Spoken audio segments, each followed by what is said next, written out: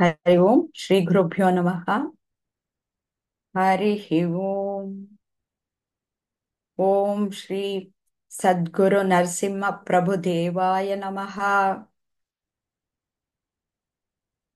ಇಂದಿನ ಸತ್ಸಂಗಕ್ಕೆ ಎಲ್ಲ ಆತ್ಮಜ್ಯೋತಿಗಳಿಗೂ ಆದರದ ಸ್ವಾಗತ. ಇಂದು ನಾವು ಭಗವದ್ಗೀತೆಯ ಮೋಕ್ಷ ಸನ್ಯಾಸ ಯೋಗದ 68 ಹಾಗೂ 69ನೇ ಶ್ಲೋಕವನ್ನು ಮನನ ಮಾಡೋಣ. ಬನ್ನಿ ಮೊದಲು ಶ್ಲೋಕಗಳನ್ನ ಕಲ್ತ್ಕೊಳ್ಳೋಣ.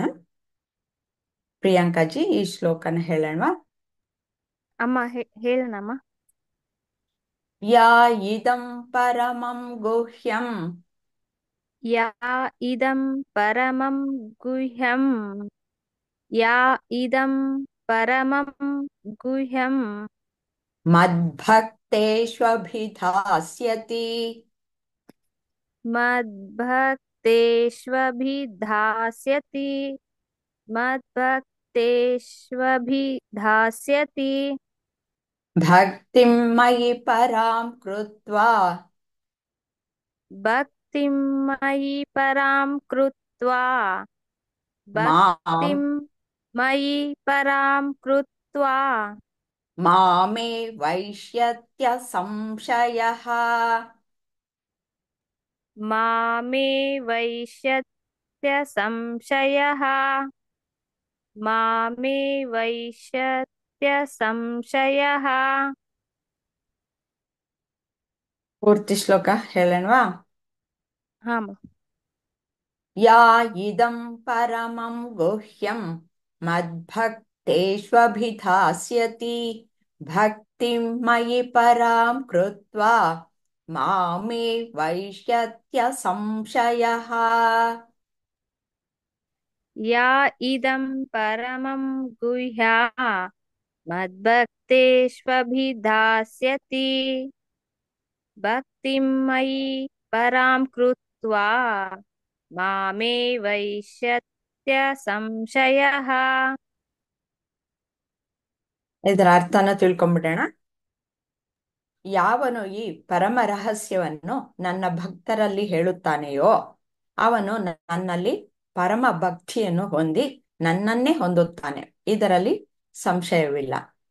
ಇದರ ಪದಶಃ ಅರ್ಥ ಹೀಗಿದೆ: ಯಹ ಯಾರು, ಇದಂ ಈ, ಪರಮಂ ಹೆಚ್ಚು, ಗುಹ್ಯಂ ಗೌಪ್ಯ ಜ್ಞಾನ, ಮತ್ ಭಕ್ತೇಶು ನನ್ನ ಭಕ್ತರಲ್ಲಿ, ಅಭಿದಾಸ್ಯತಿ ಬೋಧಿಸುತ್ತಾನೋ, ಭಕ್ತಿಂ ಪ್ರೀತಿಯ ಶ್ರೇಷ್ಠ ಕ್ರಿಯೆ, ಮಯಿ ನನಗೆ, ಪರಂ ಅತೀತವಾದ, ಕೃತ್ವ ಮಾಡುವುದು, ಮಾಂ ನನಗೆ, ಏವ ಖಂಡಿತವಾಗಿಯೂ, ಯೇಷ್ಯತಿ ಬರುತ್ತದೆ, ಅಸಂಶಯ ಸಂಶಯವಿಲ್ಲದೆ.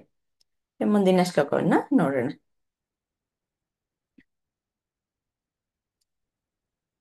ಪ್ರಿಯಾಂಕಾಜಿ, ನ ಚ ತಸ್ಮಾನ್ ಮನುಷ್ಯೇಷು ನ ಚ ತಸ್ಮಾನ್ ಮನುಷ್ಯೇಷು ನ ಚ ತಸ್ಮಾನ್ ಮನುಷ್ಯೇಷು ಕಶ್ಚಿನ್ಮೇ ಪ್ರಿಯಕೃತ್ತಮಃ ಕಶ್ಚಿನ್ಮೇ ಪ್ರಿಯಕೃತ್ತಮಃ ಕಶ್ಚಿನ್ಮೇ ಪ್ರಿಯಕೃತ್ತಮಃ ಭವಿತಾ ನ ಚ ಮೇ ತಸ್ಮಾದ್ ಭವಿತಾ ನ ಚ ಮೇ ತಸ್ಮಾತ್ ಭವಿತಾ ನ ಚ ಮೇ ತಸ್ಮಾತ್ ಅನ್ಯ ಪ್ರಿಯತರೋ ಭುವಿ ಅನ್ಯ ಪ್ರಿಯತರೋ ಭುವಿ ಅನ್ಯ ಪ್ರಿಯತರೋ ಭುವಿ ನ ಚ ತಸ್ಮಾನ್ ಮನುಷ್ಯೇಷು ಕಶ್ಚಿನ್ಮೇ ಪ್ರಿಯಕೃತ್ತಮಃ ಭವಿತಾ ನ ಚ ಮೇ ತಸ್ಮಾದ್ ಅನ್ಯ ಪ್ರಿಯತರೋ ಭುವಿ. ನ ಚ ತಸ್ಮಾನ್ ಮನುಷ್ಯೇಷು ಕಶ್ಚಿನ್ಮೇ ಪ್ರಿಯಕೃತ್ತಮಃ ಭವಿತಾ ನ ಚ ಮೇ ತಸ್ಮಾತ್ ಅನ್ಯ ಪ್ರಿಯತರೋ ಭುವಿ. ಧನ್ಯವಾದಗಳು ಪ್ರಿಯಾಂಕಾಜಿ. ಇದರ ಅರ್ಥವನ್ನ ತಿಳ್ಕೊಳ್ಳೋಣ. ಈ ಜಗತ್ತಿನಲ್ಲಿ ನನಗೆ ಅವನಿಗಿಂತ ಹೆಚ್ಚು ಪ್ರಿಯವಾದ ಸೇವಕ ಇಲ್ಲ, ಅಥವಾ ಹೆಚ್ಚು ಪ್ರಿಯನಾದವನು ಎಂದಿಗೂ ಇರುವುದಿಲ್ಲ. ಇದರ ಪದಶಃ ಅರ್ಥ: ನ ಇಲ್ಲ, ಚ ಮತ್ತು ತಸ್ಮಾತ್ ಅವರಿಗಿಂತ, ಮನುಷ್ಯೇಶು ಮನುಷ್ಯರಲ್ಲಿ, ಕಶ್ಚಿತ್ ಯಾರಾದರೂ, ನನಗೆ ನನಗೆ ಪ್ರಿಯಕೃತ್ತಮಃ ಹೆಚ್ಚು ಪ್ರಿಯ, ಭಾವಿತ ಇರುವುದು, ನ ಎಂದಿಗೂ, ಚ ಮತ್ತು ನನಗೆ ನನಗೆ, ತಸ್ಮಾತ್ ಅವರಿಗಿಂತ, ಅನ್ಯಃ ಇನ್ನೊಂದು, ಪ್ರಿಯತರಹ ಪ್ರಿಯ, ಭುವಿ ಈ ಭೂಯ ಮೇಲೆ. ಈಗ ಮನನ ಕಾರ್ಯವನ್ನ ಪ್ರಾರಂಭಿಸೋಣ. ಕುಸುಮಾಜಿ ಇದ್ದೀರಾ? ಹೇಳ್ತೀನಿ. ಹೇಳಿ. ಯಾ ಇದಂ ಪರಮಂ ಗುಹ್ಯಂ ಮದ್ಭಕ್ತೇಷ್ವಭಿಧಾಸ್ಯತಿ ಭಕ್ತಿಮಯೀಂ ಪರಾಂ ಕೃತ್ವಾ ಮಾಮೇ ವೈಶ್ಯಸ್ತ್ಯ ಸಂಶಯಃ. Next one. ನ ಚ ತಸ್ಮಾನ್ ಮನುಷ್ಯೇಷು ಕಶ್ಚಿನ್ಮೇ ಪ್ರಿಯಕೃತ್ತಮಃ ಭವಿತಾ ನ ಚ ಮೇ ತಸ್ಮಾದ್ ಅನ್ಯ ಪ್ರಿಯತರೋ ಭುವಿ. ಮತ್ತೆ ಇದರ ಅರ್ಥವನ್ನು ಸಹ ಹಾಗೆ ಹೇಳ್ಬಿಡಿ. ದೇವರನ್ನ ಹ್ಮ್. ನಾವು ಭಕ್ತಿಯಿಂದ ಪೂಜಿಸ್ಬೇಕು, ಎಲ್ಲ ಮಾಡಬೇಕು. ಆವಾಗ ದೇವ್ರು ನಮಗೆ ಬೇಗ ಇಷ್ಟಪಡ್ತಾರೆ. ಅಷ್ಟಮ್ಮ. ಇದುವರೆಗೂ ನಾವು ಹಿಂದಿನ ಕ್ಲಾಸ್ ವರೆಗೂ ನಾವು ಕೃಷ್ಣ ಏನು ಎಲ್ಲ ನಮ್ಗೆ ತಿಳಿಸ್ಕೊಳ್ಬೇಕಾಗಿದೆಯೋ ಅದನ್ನೆಲ್ಲ ತಿಳಿಸ್ಕೊಟ್ಟಾಗಿದೆ. ಈಗ ಫಲಶ್ರುತಿನ ಹೇಳ್ತಾ ಇದ್ದಾರೆ. ಇದು ಅದು ತಿಳ್ಕೊಳ್ಳೋದ್ರಿಂದ ಏನೋ ಫಲ ನಿಮ್ಗೆ ಅನ್ನೋದನ್ನ ಹೇಳ್ತಾ ಇದ್ದಾರೆ. ಇನ್ನೇನಾದ್ರೂ ಹೇಳೋದಿದ್ಯಾ ಇಲ್ಲ, ಕುಸುಮಾಜಿ? ಇನ್ನೇನಿಲ್ಲಮ್ಮ. ಧನ್ಯವಾದಗಳು. ಹಾ, ಸರಿ. ಸವಿತಾಜಿ. ಅಮ್ಮ ಅವರು ಡ್ರಾಪ್ ಆಗಿದ್ದಾರೆ. ಆ ಪ್ರಿಯಾಂಕಾಜಿ. ಹಾಮ್ಮ ಹೇಳ್ತೀನಿ. ಹಾ. ಸಾಮಾನ್ಯವಾಗಿ ನಾವೆಲ್ಲ ನೋಡಿರೋ ಹಾಗೆ, ಈಗ ನನಗೇನಾದ್ರೂ ಬೇಕು ಅಂತಿದ್ರೆ ಮೊದ್ಲಲ್ಲಿ ಹೋಗಿ ನಾವು ಯಾರನ್ನ ಪೂಜೆ ಮಾಡ್ತೀವೋ ದೇವ್ರು ಅಂತ ಹೇಳಿ ಎಲ್ಲರೂ ಮನೆಯಲ್ಲಿ ದೇವಸ್ಥಾನದಲ್ಲಿ ಒಂದು ಮೂರ್ತಿ ರೂಪದಲ್ಲಿರೋ ದೇವರಿಗೆ ನಮ್ಮ ಬೇಡಿಕೆಯನ್ನ ಇಡೋದು. ದೇವ್ರೇ ನನಗೆ ಒಳ್ಳೆ ಬುದ್ಧಿ ಕೊಡು, ವಿದ್ಯೆ ಕೊಡು, ಯಾವಾಗ್ಲೂ ಎಲ್ರು ಸಂತೋಷವಾಗಿರ್ಬೇಕು, ಶಾಂತವಾಗಿರ್ಬೇಕು, ಆರೋಗ್ಯವಾಗಿರ್ಬೇಕು, ಈ ರೀತಿ ದೇವರಲ್ಲಿ ಹೋಗಿ ಕೇಳ್ಕೊಳ್ಳೋದು. ಅಂದ್ರೆ ಅಲ್ಲಿ ಒಂದು ನಂಬಿಕೆ, ಹಾಗೆ ಕೊಡೋರು ದೇವ್ರು, ದೇವ್ರು ಕೊಡ್ತಾರೆ ಅಂತ ಹೇಳಿ. ಹೀಗೇನೆ ಮನಸ್ಸಲ್ಲಿ ಯಾವಾಗ್ಲೂ ಎಲ್ಲ ಸೇವೆಯನ್ನ ಮಾಡ್ತಾ ಇರೋ ಅಂತವ್ರು, ದಾನನ ಮಾಡುವಂತವ್ರು, ನಾವೆಲ್ಲ ಮೊದ್ಲು ಹಿರಿಯರ ಬಗ್ಗೆ ನಮಗೆ ನಮ್ಮ ಅಜ್ಜಿಗಳೆಲ್ಲ ಕತೆ ಹೇಳೋದು. ಮನೇಲಿ ಬಂದಾಗ ನಿಮ್ಮ ಅಜ್ಜಿ ಇದನ್ನೆಲ್ಲ ಸುಮ್ನೆ ಕೊಟ್ಬಿಡ್ತಾ ಇದ್ರು. ಅಂದ್ರೆ ಅವರು ಏನು ಬಯಸ್ತಾ ಇರ್ಲಿಲ್ಲ ಅವರಿಂದ, ಯಾರಿಗೂ ಏನೋ ಕಷ್ಟ ಅಂತ ತಗೊಳಪ್ಪ ಇದು ಕೊಡ್ತಾ ಇದ್ರು. ಹೀಗೆ ಹಾಗ್ ಕೊಟ್ಟಾಗ ಹಾಗ್ ಕೊಡೋರೆಲ್ಲ ದೇವ್ರು. ಅಂದ್ರೆ ಯಾವುದೇ ಒಂದು ಫಲಿತಾಂಶನ ಬಯಸ್ದೆ ಅವರು ನಿಸ್ವಾರ್ಥ ಕೊಡ್ತಾ ಇದ್ದಾರೆ. ಈಗ ಹೀಗೇನೆ ಇಲ್ಲಿ ಸದ್ಗುರುಗಳು ಜ್ಞಾನವನ್ನ ಕೊಡೋದು, ಆ ಜ್ಞಾನಕ್ಕೆ ಮಾರ್ಗವನ್ನ ತೋರ್ಸೋದು, ಹೀಗೆ ಮಾಡುವಂತವ್ರು.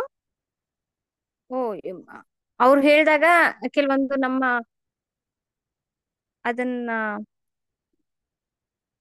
ನಮ್ಮ ಅನುಭವಕ್ಕೆ ತಗೊಂಡಾಗ ಆ ನಂಬಿಕೆ ಬಂದು, ಓ ಹೌದು, ಇವ್ರು ಹೇಳೋದ್ರಲ್ಲಿ ಏನೋ ಸತ್ಯ ಇದೆ, ಇವ್ರೇನೋ ಬಹಳ ಸರಳವಾಗಿರೋದನ್ನ ಅವ್ರೇನೋ ತೋರ್ಸ್ಕೊಡ್ತಾ ಇದ್ದಾರೆ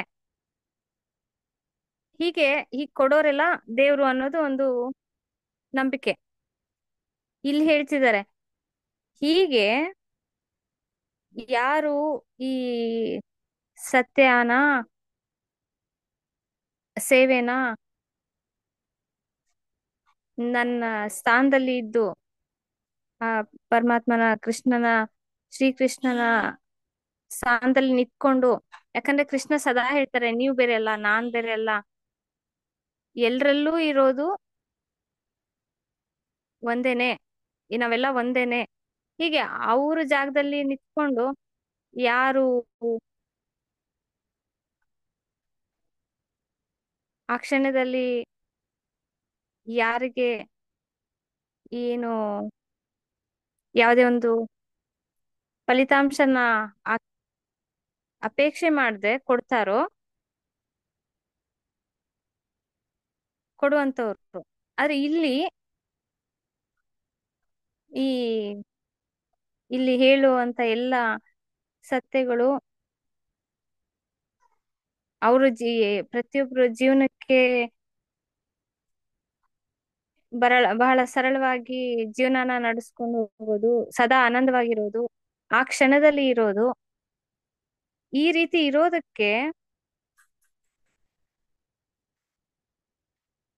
ಇರೋದ್ರ ಬಗ್ಗೆ ಹೇಗೆ ಅನ್ನೋದು ನನ್ನ ಭಕ್ತರು ಹೇಳ್ತಾರೋ ಅವರು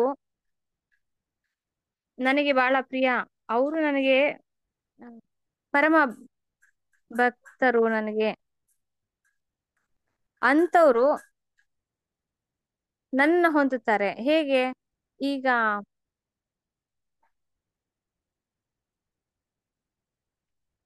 ಯಾಕಂದ್ರೆ ಅವರು ಸದಾ ಒಳ್ಳೇದನ್ನ ಆಲೋಚನೆ ಮಾಡೋದು, ಒಳ್ಳೇದನ್ನ ಸದಾ ಎಲ್ಲ ಒಳ್ಳೇದಿರ್ಲಿ ಅಂತ ಹೇಳಿ ಬಯಸೋದು, ಒಳ್ಳೇದಾಗ್ಲಿ ಅಂತ ಹೇಳೋದು, ಎಲ್ಲರ ಆರೋಗ್ಯ, ನಾನು ಬೇರೆ ನೀನು ಬೇರೆ ಅಂತ ಯಾವುದೇ ಇಲ್ಲದೆ ಇರೋದ್ರಿಂದ ಅವರು ಖಂಡಿತ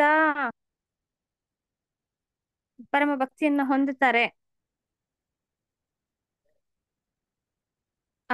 ಹೊಂದೋದು ಖಂಡಿತ ಇದು ಹೊಂದುತ್ತಾರೆ ಅನ್ನೋದು ಇದರಲ್ಲಿ ಸತ್ಯ ಇದೆ. ಅದೇ ಹೇಗಂದ್ರೆ ಅವ್ರು ಹೇಗೆ ಹೊಂದುತ್ತಾರೆ, ಪರಮ ಭಕ್ತಿಯನ್ನ ಹೇಗೆ ಹೊಂದ್ತಾರೆ ಅಂದ್ರೆ, ಯಾಕಂದ್ರೆ ಅವರು ಸದಾ ಅದ್ರ ಬಗ್ಗೆ ಆಲೋಚನೆ ಮಾಡ್ತಿದ್ದಾರೆ. ಈಗ ನನ್ನ ಕೈಯನ್ನ ಹಾಲಲ್ಲಿ ಎದ್ದಿದಾಗ ಅದು ಪೂರ್ತಿಯಾಗಿ ಹಾಲು ಆಗುತ್ತೆ. ಹಾಗೆ ಪೂರ್ತಿಯಾಗಿ ಸದಾ ಆನಂದದ ಬಗ್ಗೆ ಯೋಚನೆ ಮಾಡ್ತಾ, ಎಲ್ಲ ಅದ್ಭುತವಾಗಿ ನೋಡ್ತಾ, ಎಲ್ಲರಲ್ಲೂ ಆ ಒಂದು ಅದ್ಭುತ ಇದೆ, ಅವು ನಿಮ್ಮಲ್ಲೇ ಇದೆ ಅಂತ ನಮಗೆ ಕೃಷ್ಣ ಹೇಳ್ತಿದ್ದಾರೆ. ಈಗ ನನಗೆ ಸಿಕ್ಕೋರು ಎಲ್ಲರಿಗೂ ನಿಮ್ಮಲ್ಲೇ ಇದೆ. ಈಗ ನನ್ನಲ್ಲಿ ಅವ್ರು ಏನೋ ನೋಡಿ, ನಿಮ್ಮಲ್ಲಿ ಏನೊಂದಿದೆ ಅಂತ, ಇಲ್ಲ, ಅದು ನಿಮ್ಮಲ್ಲೇ ಇರೋದೆ ನನ್ ಮೂಲಕ ಒಂದು ಕನ್ನಡಿ ತರ ನಿಮಗೆ ಕಾಣಿಸ್ತಾ ಇದೆ, ಅದು ನಿಮ್ಮಲ್ಲೇ ಇದೆ. ಹೀಗೆ ಹೇಳ್ತಾ ಹೇಳ್ತಾ ಯಾರು ಹೇಳ್ತಾ ಇರ್ತಾರೋ ಅದು ಅದೇ ಅವ್ರು ಆಗೋಗ್ತಾರೆ. ಸೊ ಅದು ಅವ್ರು ಆದಾಗ ಅವರು ಪರಮ ಭಕ್ತಿಯನ್ನ ಹೊಂದುತ್ತಾರೆ.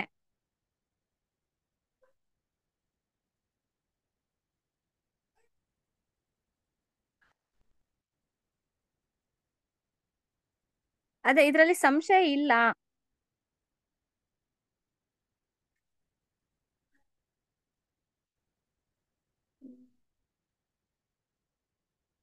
ಯಾಕಂದ್ರೆ ಅವರು ಇಲ್ಲಿ ಹೇಳ್ತಾ ಇರುವಂತವ್ರು ಪರಮ ರಹಸ್ಯವನ್ನು ನನ್ನ ಭಕ್ತರಲ್ಲಿ ಹೇಳುತ್ತಾರೆಯೋ, ಅಂದ್ರೆ ಯಾರಿಗೆ ಇದು ಪರಮ ರಹಸ್ಯ ಅಂತ ಸಿಕ್ಕಿದೆನೋ ಅವರು ಮತ್ತೆ ಉಳಿದೆಲ್ಲರಿಗೂ ಹೇಳ್ತಾರೆ. ಆ ಹೇಳ್ತಾ ಹೇಳ್ತಾ ಹೇಳ್ತಾ, ಓ, ಇದು ನಾನು ಮನಸ್ಸಲ್ಲ, ಇದು ನಾನು ಬುದ್ಧಿ ಅಲ್ಲ, ಇದು ಈ ಚಿತ್ತ, ಅಹಂಕಾರ, ಇದು ಯಾವುದೂ ಶಾಶ್ವತ ಅಲ್ಲ, ಶಾಶ್ವತವಾಗಿರೋದು ಇದೆ ಇದೆ ಇದೆ ಇದೆ ಅಂತ ಅವರು ಆಲೋಚನೆ ಮಾಡ್ತಾ, ನನ್ನಲ್ಲೊಂದು ಶುದ್ಧ ಚೈತನ್ಯ ಇದೆ, ನನ್ನಲ್ಲೊಂದು ಶಕ್ತಿ ಇದೆ, ನಾನು ಆ, ಕೃಷ್ಣನಿಗೆ ಪರಮ ಭಕ್ತ ನಾನು ಆ ರಹಸ್ಯ ನನಗೆ ಕೃಷ್ಣ ಕೊಟ್ಟಿದ್ದಾನೆ ಅಂತ ಅವ್ರು ಸದಾ ಆಲೋಚನೆ ಮಾಡ್ತಾ ಮಾಡ್ತಾ ಅವ್ರಿಗೆ ಯಾರೇ ಕಂಡ್ರು ಬೇರೆ ಯಾವ ಆಲೋಚನೆನೂ ಬರೋದೇ ಇಲ್ಲ. ಅವ್ರು ಯಾರು ಏನೇ ಹೇಳ್ತಾ ಇದ್ರು ಆ ಕ್ಷಣಕ್ಕೆ ಅವ್ರಿಗೆ ಕೃಷ್ಣನ್ ಮಾತುಗಳೇ ಹೊರಗಡೆ ಬರ್ತಾ ಇರುತ್ತೆ. ಯಾಕಂದ್ರೆ ಪೂರ್ತಿಯಾಗಿ ಅವರು ಅದೇ ಆಗೋಗಿದ್ದಾರೆ. ಅವರು ಪರಮ ಭಕ್ತಿಯನ್ನ ಹೊಂದಿದ್ದಾರೆ. ಹಾಗಾಗಿ ಬೇರೆ ಎಲ್ಲರಿಗೂನು ಅವ್ರು ಅದನ್ನೇ ಹಂಚುತ್ತಾ ಇದ್ದಾರೆ. ಯಾರೇ ಏನೇ ಅವ್ರ ಹತ್ರ ಈ ಪರಮ ಭಕ್ತಿಯನ್ನ ಹೊಂದಿರೋವ್ರ ಹತ್ರ ಯಾರಾದ್ರೂ ಬಂದ್ರೆ ಕೃಷ್ಣ ಹೀಗ್ ಹೇಳಿದ್ದಾರೆ ಅಂದ್ರೆ ಅವರೇ ಹೇಳ್ತಾ ಇದೀನಿ ಅಂತಾನು ಹೇಳಲ್ಲ. ಹೀಗಿದೆ, ಇದು ಸತ್ಯ ಇದೆ, ಭಗವದ್ಗೀತೆಯಲ್ಲಿ ಹೇಳಿದ್ದಾರೆ, ಈ ಇದು ಶರೀರ ಶಾಶ್ವತ ಅಲ್ಲ, ನಿಮ್ಮಲ್ಲೇ ಇದೆ, ನಿಮ್ಮಲ್ಲೂ ಆ ಶಕ್ತಿ ಇದೆ. ಯಾರಾದ್ರೂ ಕಷ್ಟ ಅಂತ ಬಂದಾಗ ಇದನ್ನ ನೀವೇನೆ ಸರಿ ಮಾಡ್ಕೋತೀರಾ. ಸೊ ಹೀಗೆ ಹೇಳ್ತಾ ಹೇಳ್ತಾ ಹೇಳ್ತಾನೆ ಬೇರೆಯವ್ರು ಹೇಳ್ತಾನೆ ಅದು ಪೂರ್ತಿಯಾಗಿ ಎಲ್ಲವೂ ಅವರೇ ಆಗ್ಬಿಟ್ಟಿರ್ತಾರೆ. ಆ ಸತ್ಯನೂ ಅವರೇ ಆಗಿರ್ತಾರೆ ಹೇಳುವಂತವ್ರು. ನೀವು ಕೃಷ್ಣ ಪರಮ ಭಕ್ತರು ಅಂತ ಬೇರೆಯವ್ರಿಗೆ ಹೇಳ್ತಾ ಹೇಳ್ತಾ ಅವ್ರ ಬಾಯಲ್ಲಿ ಬರ್ತಾ ಇರೋ ಆ ಪರಮ ಭಕ್ತಿ, ಕೃಷ್ಣ, ಸತ್ಯ, ಸೇವೆ, ಪ್ರೇಮ, ಹೃದಯ, ಯಾವುದೇ ಸಂಶಯ ಇಲ್ಲ, ಶಾಶ್ವತವಾಗಿರೋದು ಇದೆ ಇದೆ ಈ ರೀತಿ ಎಲ್ಲವನ್ನ ಹೇಳ್ತಾ ಹೇಳ್ತಾ ಹೇಳ್ತಾ ಅವರು ಪೂರ್ತಿಯಾಗಿ ಅವ್ರ ಸತ್ಯನ ಆಗಿರ್ತಾರೆ. ಅವರೇ ಸೇವೆ ಆಗ್ಬಿಡ್ತಾರೆ, ಅವರೇ ಭಕ್ತರಾಗಿರ್ತಾರೆ. ಆ ರಹಸ್ಯ, ಇಂಥದೊಂದು ರಹಸ್ಯ ಅವರಿಗೆ ಸಿಕ್ಕಿ ಇದೆ. ಸೊ ಇದ್ರಲ್ಲಿ ಯಾವುದೇ ಸಂಶಯ ಇಲ್ಲ. ಯಾವಾಗ ಅದನ್ನ ಪಾಲನೆ ಮಾಡ್ತಾ ಇರೋಂಥವ್ರು, ಅದರ ಅನುಭವ ತಗೊಂಡಿರೋಂಥವ್ರಿಗೆ ಯಾವ ಸಂಶಯನೂ ಇಲ್ವೋ, ಅವ್ರೆಷ್ಟು ದೃಢವಾಗಿ ಹೇಳ್ತಾ ಇದ್ದಾರೋ ಇದು ಇದೇ ನಿಖರವಾಗಿ ಇದು ಸತ್ಯ ಇದು ಅಂತ ಅವ್ರೆಷ್ಟು ಸ್ಪಷ್ಟವಾಗಿ ನಿಖರವಾಗಿ ಹೃದಯದಿಂದ ಹೇಳ್ತಾರೋ ಅದು ಖಂಡಿತವಾಗ್ಲೂ ಕೇಳುವಂತವರಿಗೆ ಅದು ಮುಟ್ಟುತ್ತೆ. ಸೊ ಇದ್ರಲ್ಲೂ ಸಂಶಯ ಇಲ್ಲ. ಹೀಗೆ ಅದು ಒಬ್ರಿಂದ ಒಬ್ರಿಗೆ ಅದು ಹೇಳೋದ್ರಿಂದ ಅದು ಅವರು ಪರಮ ಭಕ್ತರು. ಇನ್ನೊಂದು ಶ್ಲೋಕದಲ್ಲಿ ಹೇಳ್ತಿದ್ದಾರೆ, ಈ ಜಗತ್ತಿನಲ್ಲಿ ನನಗೆ ಅವನಿಗಿಂತ ಹೆಚ್ಚು ಪ್ರಿಯವಾದ ಸೇವಕ ಇಲ್ಲ. ಅಂದ್ರೆ ಅವರು ಹೀಗೆ ಹೇಳ್ತಾ ಇರೋರು ಯಾವಾಗ್ಲೂ ಹೀಗೆ ಈ ಕೃಷ್ಣನಿಗೆ ಸೇವಕನಾಗಿರೋರು, ಕೃಷ್ಣ ಬೇರೆಲ್ಲ ನಾನು ಬೇರೆಲ್ಲ, ಇನ್ನು ನಾನು ಬೇರೆಲ್ಲ ಇಲ್ಲಿರೋ ಸತ್ಯ ಬೇರೆಲ್ಲ ಅಂತಿದ್ದಾಗ ನಮ್ಮ ಎದುರುಗಡೆ ಯಾರು ಬಂದ್ರು ಬೇರೆ ಅಲ್ಲ. ಹಾಗಾಗಿ ಹೀಗೆ ಯಾವಾಗ್ಲೂ ಹೇಳ್ತಾ ಇರೋರು ಅವರು ಪ್ರಿಯವಾದ ಸೇವಕ. ಈ ಯಾವಾಗ ಯಾವ್ದೂ ಇಲ್ಲಿರೋದು ನಂದಲ್ಲ ಅನ್ನೋದು ಸತ್ಯ, ಸತ್ಯ ಅನ್ನೋದು ಒಂದಿದೆ, ಅದು ರಹಸ್ಯ, ಅದು ಪರಮ ರಹಸ್ಯ. ಇದು ಎಲ್ಲವನ್ನು ತಿಳ್ಕೊಂಡಿರೋನು ಹೆಚ್ಚು ಪ್ರಿಯ ಅಂತ ಹೇಳ್ತಿದ್ದಾರೆ ಅಂತ ಅನಿಸ್ತು. ಧನ್ಯವಾದಗಳು. ಧನ್ಯವಾದಗಳು ಪ್ರಿಯಾಂಕಾ ಜಿ. ಸುಮತಿ. ಆಂಟಿ ಆಂಟಿ ಶ್ಲೋಕ ಶ್ಲೋಕ ಹೇಳೋಣ. ಹಾ ಹೇಳೋಣ ಆಂಟಿ. ಯಾ ಇದಂ ಪರಮಂ ಗುಹ್ಯಂ ಯಾ ಇದಂ ಪರಮಂ ಗುಹ್ಯಂ ಮದ್ಭಕ್ತೇಷ್ವಭಿಧಾಸ್ಯತಿ ಮದ್ಭಕ್ತೇಷ್ವಭಿ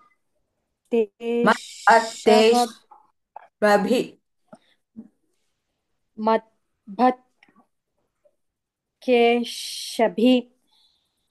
ಧಾಸ್ಯತಿ ಧಾಸ್ಯತಿ ಮದ್ಭಕ್ತೇಷ್ಯತಿ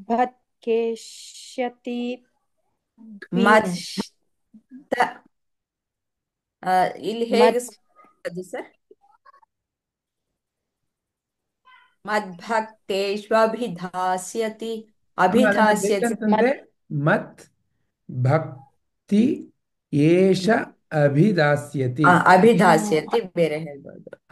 ನೋಡಿ ಇಲ್ಲಿ ಬ್ರೇಕಪ್ ಇದೆಯಲ್ಲ, ಮತ್ ಭಕ್ತೇಶು ಭಕ್ತೇಶು ಅಭಿಧಾಸ್ಯತಿ.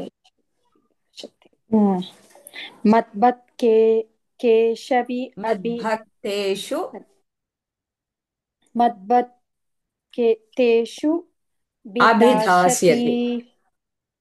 ಅಭಿಧಾಸ್ಯತಿ ಮದ್ಭಕ್ತೇಷು ಅಭಿಧಾಸ್ಯತಿ ಮದ್ಭಕ್ತೇಷು मद्भक्तेषु ಅಭಿಧಾಸ್ಯತಿ. अभिधास्यति मद्भक्तेषु अभिधास्यति ಸ್ಯಾತಿ ಶ ಬೇರೆ ಯ ओके मद्भक्ते ಶು ಮದ್ಭಕ್ತೇಷು तस्य ಅಲ್ಲ ಪರವಾಗಿಲ್ಲ, ರಿಪೀಟ್ ಮಾಡದೆ, ಯಾಕೆಂದ್ರೆ ಕನ್ನಡ ओके ಕಲ್ತಿಲ್ವಲ್ಲ. ओके ಮದ್ಭಕ್ತೇಷು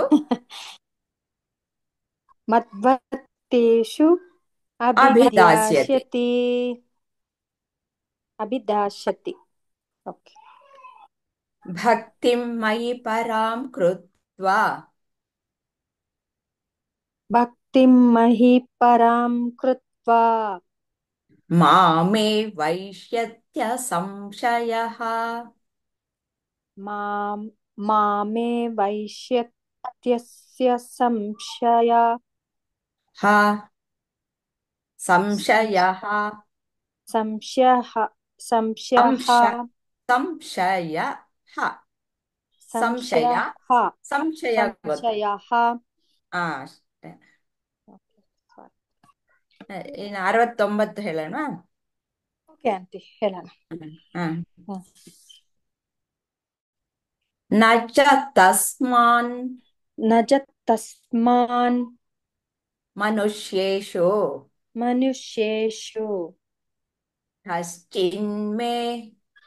ಕಶ್ಚಿನ್ಮೇ ಪ್ರಿಯಕೃತ್ತಮಃ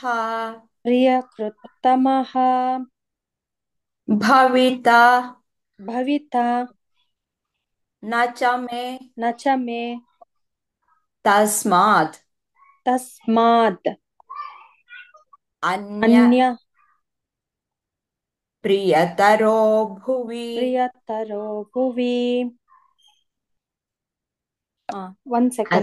ಒಂದ್ ಸೆಕೆಂಡ್ ಕೊಡಿ ಆಂಟಿ. ತಸ್ಮಾತ್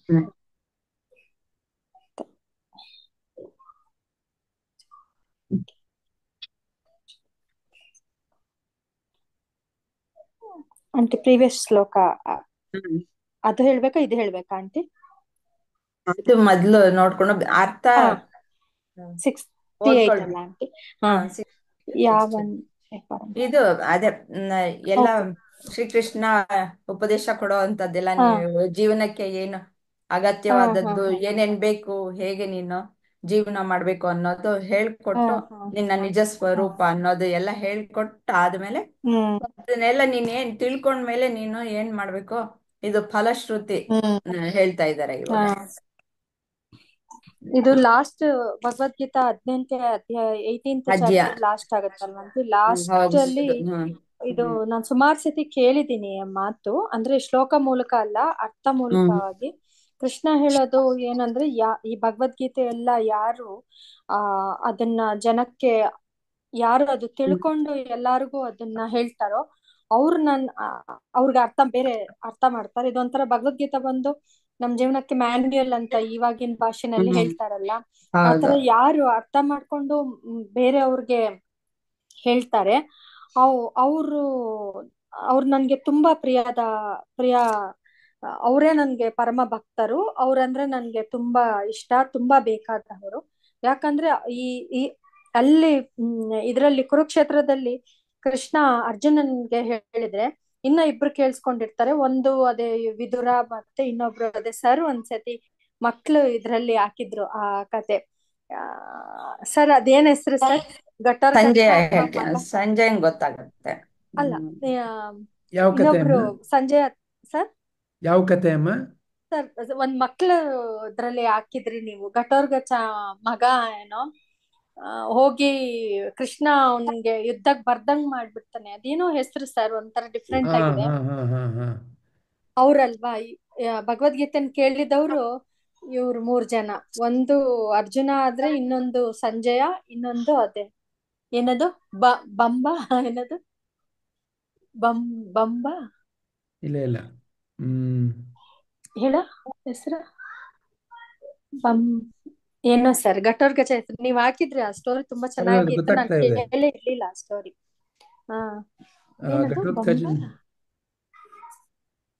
ಮಕ್ಕಳದಲ್ಲಿ.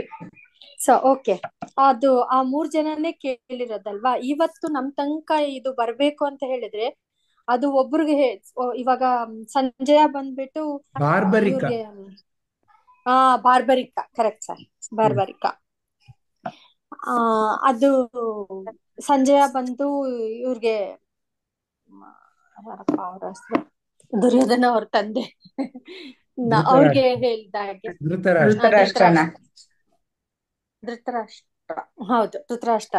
ಈ ತರ ಹೇಳ್ಕೊಂಡ್ ಬಂದಿದ್ದಕ್ಕೆ ಈ ಜ್ಞಾನ ಈ ತರ ಆ ಎಲ್ಲಾರ್ಗೂ ಬರ್ತಾ ಇದೆ. ಫಾರ್ ಎಕ್ಸಾಂಪಲ್, ಇವಾಗ ನೀವು ನಮ್ಗೆ ಈ ತರ ಒಂದ್ ಕ್ಲಾಸ್ ನಡೆಸದೆ ಹೋಗಿದ್ರೆ ನಾವು ಇಷ್ಟು ಅದು ನಾನಂತೂ ಹೇಳ್ತೀನಿ, ಇಷ್ಟು ಬೇಗ ನಾನು ಇದಕ್ಕೆ ಬರ್ತಾ ಇರ್ಲಿಲ್ಲ. ಸೊ ನೀವ್ ಯಾರು ಈ ಕಥೆಯನ್ನ, ಈ ಕೃಷ್ಣನ್ ಸಂದೇಶವನ್ನು ಇದನ್ನ ಈ ತರ ಪ್ರಚಾರ ಮಾಡ್ತೀರಾ ಅಥವಾ ತಿಳಿಸ್ತೀರಾ, ಈ ಜ್ಞಾನವನ್ನು ತಿಳಿಸ್ತೀರಾ, ನೀವು ಪರಮ ಭಕ್ತರಾಗ್ತೀರಾ. ಇವಾಗ ನಾವ್ ಯಾರಿಗಾರು ಏನಾರು ಹೇಳಕ್ ಆದ್ರೆ ಕೃಷ್ಣನ್ ಸೀಕ್ರೆಟ್ ಏನಿದೆ ಈ ಬದುಕೋಕೆ, ಅವನು ಭಗವದ್ಗೀತೆನಲ್ಲಿ ಯಾವ ತರ ಇರ್ಬೇಕು, ಈ ಜೀವನದ ಉದ್ದೇಶ ಏನು, ಅದೆಲ್ಲ ಏನೇ ಭಗವದ್ಗೀತೆನಲ್ಲಿ ನಾವ್ ಏನೇ ಕಲ್ತಿದ್ದೀವಿ ಅದನ್ನೇನ ಹೇಳಕ್ಕಾದ್ರೆ ಕೃಷ್ಣರ್ಗೆ ತುಂಬಾ ಹತ್ರವಾಗ್ತೀವಿ ಅಂತ. ಒಂದ್ಸತಿ ನಾನು ಗೀತಾ ಜಯಂತಿಗೆ ಬಂದಾಗ ಗುರುಜಿ ಅವರು ಈ ಮಾತು ಹೇಳ್ತಾ ಇದ್ರು, ಅದನ್ನ ನಾನು ಕೇಳಿಸ್ಕೊಂಡೆ. ಅವಾಗ ಯಾರು ಭಗವದ್ಗೀತೆಯನ್ನು ಆ ಜ್ಞಾನವನ್ನು ಹೇಳ್ತಾ ಹೋಗ್ತಾರೋ ಅವ್ರು ತುಂಬಾ ಪರಮ ಭಕ್ತರು ಆಗ್ತಾರೆ, ಕೃಷ್ಣನ್ಗೆ ತುಂಬಾ ಪ್ರಿಯರಾಗ್ತಾರೆ, ತುಂಬಾ ಹತ್ರ ಆಗ್ತಾರೆ ಅನ್ನೋದು ಲಾಸ್ಟ್ ಅಲ್ಲಿ ಅವನು ಎಲ್ಲಾ ಜ್ಞಾನವನ್ನು ತಿಳಿಸಿ ಆ ಲಾಸ್ಟ್ ಅಲ್ಲಿ ಹೇಳ್ತಾನೆ. ಮತ್ತೆ ಈ ಜಗತ್ತಿನಲ್ಲಿ ನನಗೆ ಅವನಿಗಿಂತ ಅದು ಎರಡು ಎಕ್ಸ್ಟೆನ್ಷನ್ ಅದರದ್ದೇ, ಅವ್ರಿಗೆ ಇಷ್ಟ ನನ್ಗೆ ಇದಾಗ್ತಾ ಇದೆ. ತುಂಬಾ ಚೆನ್ನಾಗಿ ಹೇಳಿದ್ದೀರಾ ಸುಮತಿ, ಬಹಳ ಸಂತೋಷ. ನಮ್ಮ ಸವಿತಾ ಅಕ್ಕ ಬಂದ್ರು. ಆಂಟಿ ಇದು ಹೇಗೆ ಅಂದ್ರೆ ಫುಲ್ ಎಲ್ಲ ಊಟ ಎಲ್ಲ ಆದ್ಮೇಲೆ ಲಾಸ್ಟ್ ಅಲ್ಲಿ ಏನೋ ಒಂದು ನೀರ್ ಕೊಟ್ಟಾಗೋ ಅಥವಾ ಆ ತರ ನೀವೆಲ್ಲ ಇಷ್ಟು ಚೆನ್ನಾಗಿ ಹಾಗೇನಿಲ್ಲ, ಎಲ್ರಿಗೂ ಒಳಗಡೆ ಇರುತ್ತೆ ಅನ್ಸುತ್ತೆ, ಅದು ಮೇಲ್ಗಡೆ ಇರೋ ಇದನ್ನ ಧೂಳು ಕೊಡುದಾಗ ಅದು ನಿಜ ಸ್ವರೂಪ ಬರುತ್ತೆ.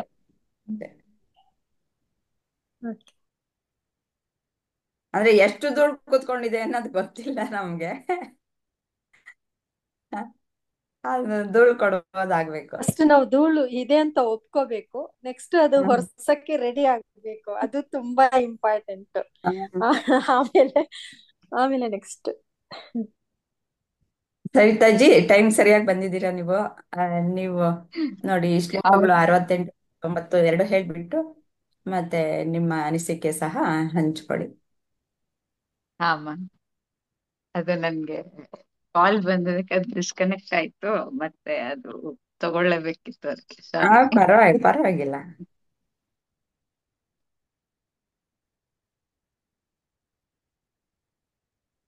ಯಾ ಇದಂ ಪರಮಂ ಗುಹ್ಯಂ ಮದ್ಭಕ್ತ್ವೇಷ್ವಭಿದಾಸ್ಯತಿ ಭಕ್ತಿಂ ಮಯಿ ಪರಾಂ ಕೃತ್ವಾ ಮಾಮೇ ವೈಷ್ಯತ್ಯ ಸಂಶಯಃ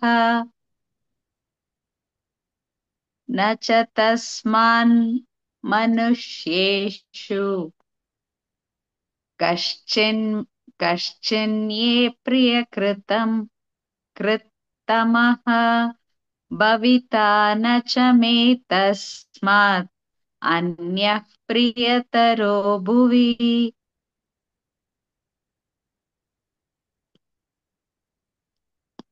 ಇವಾಗ ಭಜಗೋವಿಂದಮಲ್ಲಿ ನಾವೇನ್ ಕೇಳಿದ್ವೋ ಅದೇ ಇದಕ್ಕೂ ಕನೆಕ್ಟ್ ಆಗಿದೆ. ಅಂದ್ರೆ ಏನೆಲ್ಲ ಶಂಕರಾಚಾರ್ಯರು ಹೇಳಿದ್ರು ಅಂತ ಆವಾಗ್ಲೇ ವಿಜಯ್ ಅವ್ರು ಹೇಳಿದ್ರು, ಅದು ಇವಾಗ ಧೂಳ್ ಕೂತಿರೋದು ನಾವು ನೋಡೋದು ಎಲ್ಲ, ಈ ಕೆಲ್ಸ ಎಲ್ಲ ಗುರುಗಳು ನಮಗೆ ಮೊದ್ಲಿಂದ ಮಾಡಿಸ್ತಾ ಇರ್ತಾರೆ. ಗುರುಗಳು ಮಾಡೋದ್ರ ಜೊತೆಗೆ ನಾವು ಅದರಲ್ಲಿ ಪಾಲ್ಗೊಳ್ಬೇಕು ಅಂತ ನಮ್ಮನ್ನು ಅದರಲ್ಲಿ ಹೆಂಗೆ ಅದರಲ್ಲಿ ಭಾಗವಹಿಸ್ಬೇಕು ಅನ್ನೋದು ಹೇಳ್ಕೊಡ್ತಾರೆ. ನಮ್ ಶರೀರದ ಬಗ್ಗೆ, ನಾವ್ ಒಂದೊಂದೇ ಹಂತ ಹಂತವಾಗಿ ನಾವೇನ್ ಕಲಿಯೋದಿದ್ರು ಮೊದ್ಲಿಂದ ಕೊನೆವರೆಗೂ ಹೆಂಗ್ ಕಲಿಬೇಕು, ಹೆಂಗೆ ನಾವ್ ಎಲ್ಲ ಒಂದೊಂದೇ ಮಾಡ್ಬೇಕು ಅನ್ನೋದನ್ನ ಹೇಳ್ಕೊಡ್ತಾ ಬರ್ತಾರೆ. ಇವಾಗ ಇದ್ರಲ್ಲಿ ಎಲ್ಲಾನು ಈ ವಿದ್ಯೆನ ಇದನ್ನ ಯಾರು ಹೇಳ್ಕೊಡ್ತಾರೋ ಅವರು ನನಗೆ ತುಂಬಾ ಹತ್ತಿರವಾಗಿರ್ತಾರೆ ಅಂತ. ಅಕ್ಕ, ತಮ್ಮ ಧ್ವನಿ ಸರಿಯಾಗಿ ಕೇಳಿಸ್ತಾ ಇಲ್ಲ.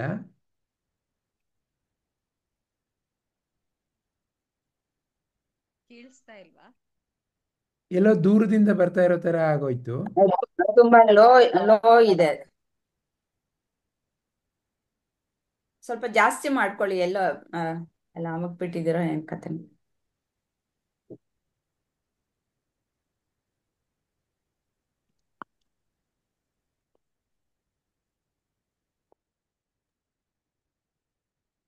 ಡ್ರಾಪ್ ಆದ್ರು.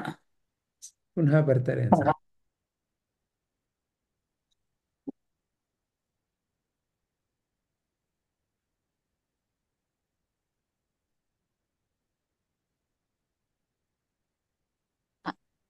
ಈಗ ಕೇಳಿಸ್ತಾ ಇದೆಯಾ?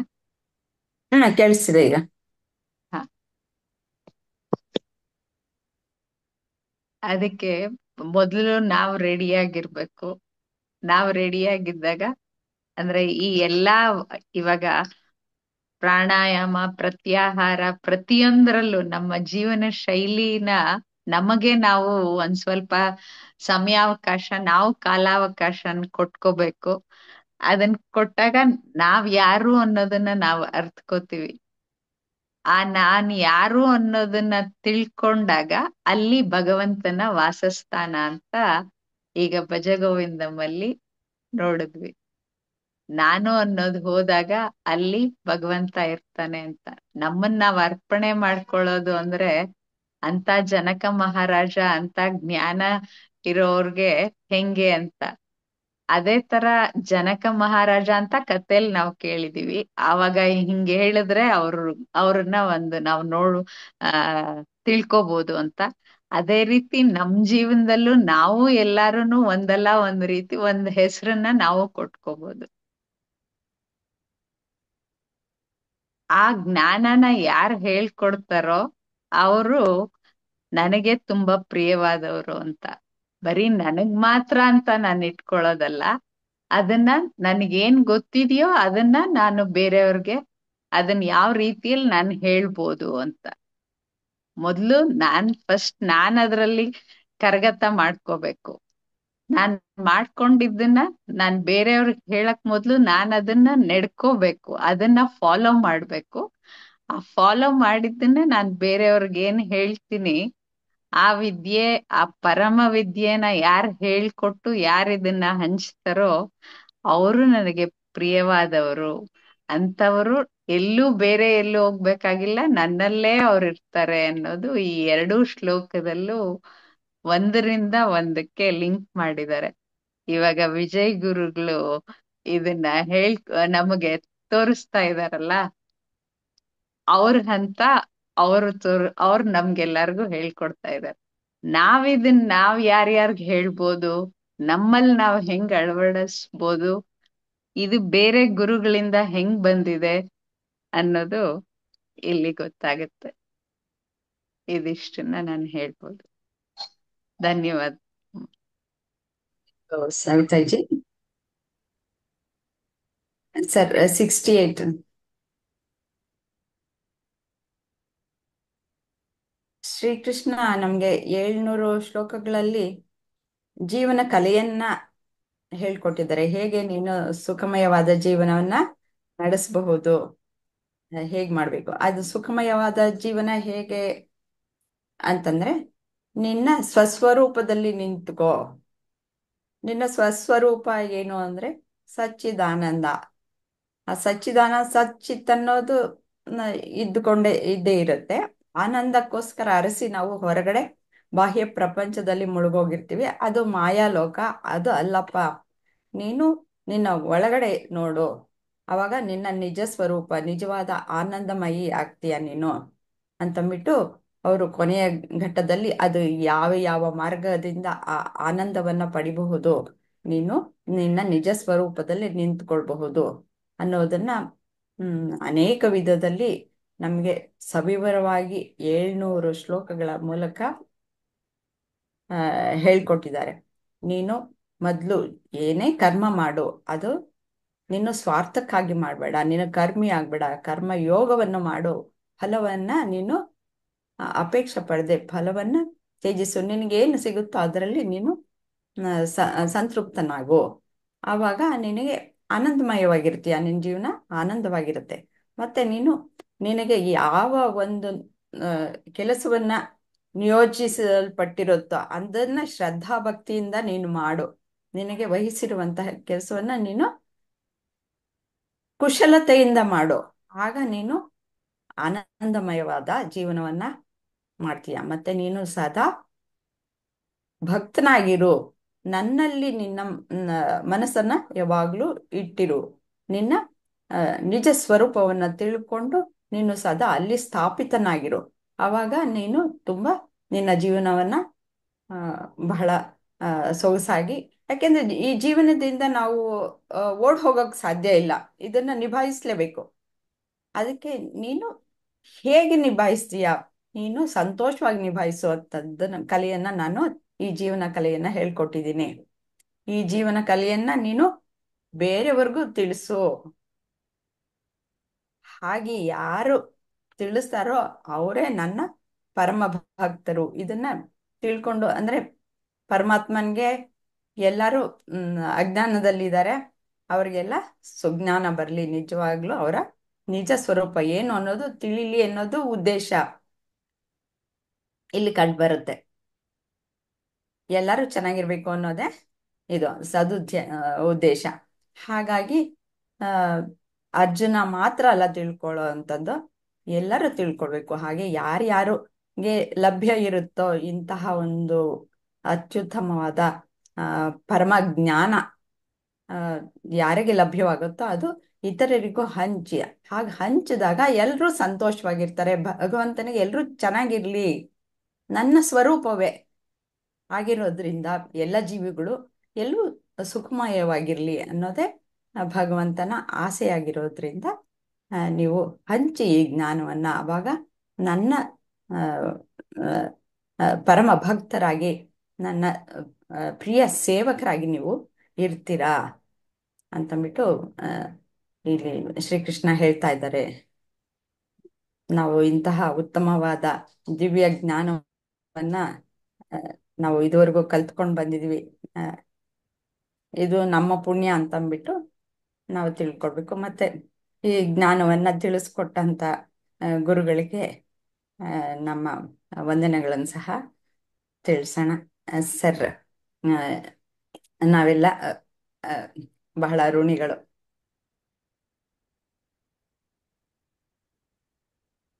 ಅಮ್ಮ, ಈಗ ನನಗೆ ನನ್ನ ಗುರುಗಳು ಕಲಿಸ್ಕೊಟ್ರು. ಅವ್ರು ಹೇಳಿದ್ರು, ಇದು ನನ್ನ ಜ್ಞಾನ ಅಲ್ಲ, ಇದು ಈ ಸೃಷ್ಟಿ ಜ್ಞಾನ, ಈ ಒಂದು ಭಗವಂತನ ಜ್ಞಾನ. ಇದು ಯಾರ ಸ್ವತ್ತು ಅಲ್ಲ. ಯಾರಿಗೆ ಕೇಳಬೇಕು ಅಂತ ಆಸೆ ಇದೆ ಅವ್ರಿಗೆ ಕೊಡ್ಲಿಕ್ಕೆ ಒಂದು ಅವಕಾಶ ಇದೆಯಲ್ಲ, ಆ ಅವಕಾಶ ಕೊಟ್ಟಿರೋದು ನೀವು. ಹಾಗಾಗಿ ಯಾರ್ಯಾರಿಗೆ ಋಣಿ ಆಗಬೇಕು ಅದು ಬಹಳ ಮುಖ್ಯ ಅಮ್ಮ.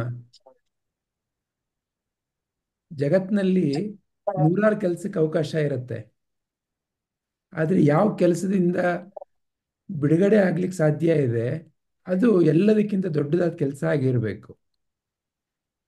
ಆ ಕೆಲಸ ಕೊಡೋರು ಎಲ್ಲರಿಗಿಂತ ದೊಡ್ಡ ದಣಿಗಳಾಗಿರಬೇಕು ಅಲ್ವಾ?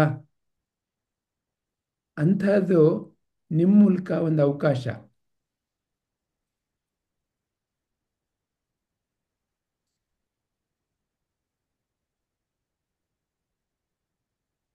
ಶ್ರೀಕೃಷ್ಣ ಅದನ್ನೇ ಹೇಳ್ತಾ ಇದ್ದಾರೆ. ಏನಪ್ಪ ಮೋಕ್ಷ ಅಂತಂದ್ರೆ? ಮೋಕ್ಷ ಅಂದ್ರೆ ಜೀವನದಲ್ಲಿ ಒಂದು ಬಿಡುಗಡೆ. ಸನ್ಯಾಸ ಅಂದ್ರೆ ಏನಪ್ಪ? ಸನ್ಯಾಸ ಅಂತಂದ್ರೆ ಯಾವ ದಿಕ್ಕಿನಲ್ಲಿ ನಾನು ನನ್ನ ಮನಸ್ಸನ್ನ ಇಟ್ಕೊಳ್ತೇನೆ. ಏನು ಬಿಡುಗಡೆ ದಿಕ್ಕಿನಲ್ಲಿ ಮನಸ್ಸನ್ನ ಇಟ್ಕೊಳ್ಳೋದು ಅಂತಂದ್ರೆ, ಶ್ರೀಕೃಷ್ಣ ಪರಮ ರಹಸ್ಯವನ್ನ ಹೇಳ್ಕೊಟ್ಟಿದ್ದಾರೆ. ಏನು ಪರಮ ರಹಸ್ಯ? ಅಂದ್ರೆ ಎಲ್ಲದಕ್ಕಿಂತ ದೊಡ್ಡದಾದ ರಹಸ್ಯ ಪರಮ. ಯಾವುದದು? ನೀವೇ ಅದು. ಯಾವಾಗ ನಾನು ಅದನ್ನು ಕಂಡಿಡ್ಕೊಳ್ತೇನೆ, ಅದು ನನಗೆ ಜೀವನದಲ್ಲಿ ಬಿಡುಗಡೆ. ಏನನ್ನ ನಾನು ಹುಡುಕ್ತಾ ಇದ್ದೇನೆ ಅದೇ ನಾನು. ಅದನ್ನ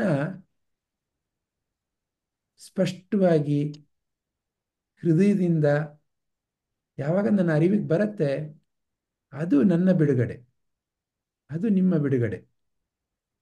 ಈ ಪರಮ ರಹಸ್ಯ. ಯಾಕಂದ್ರೆ ನಾವು ಜೀವನದಲ್ಲಿ ಎಲ್ಲ ಹೊರಗಡೆ ಮಾತ್ರ ಹುಡುಕ್ತಾ ಇರ್ತೇವೆ.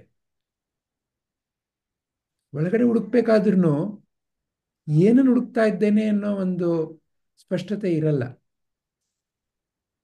ಒಂದು ದಿವಸ ನನಗೆ ದೇವ್ರು ಕಾಣಿಸ್ತಾನೆ ಅನ್ನೋ ಒಂದು ದೃಷ್ಟಿಯಲ್ಲೇ ನಮ್ಮ ಜೀವನ ಎಲ್ಲ. ಒಂದು ದಿವಸ ನನಗೆ ಬಿಡುಗಡೆ ಸಿಕ್ಕತ್ತೆ ಅನ್ನೋ ದೃಷ್ಟಿಯಲ್ಲೇ ನಮ್ಮ ಜೀವನದ ಯಾತ್ರೆ.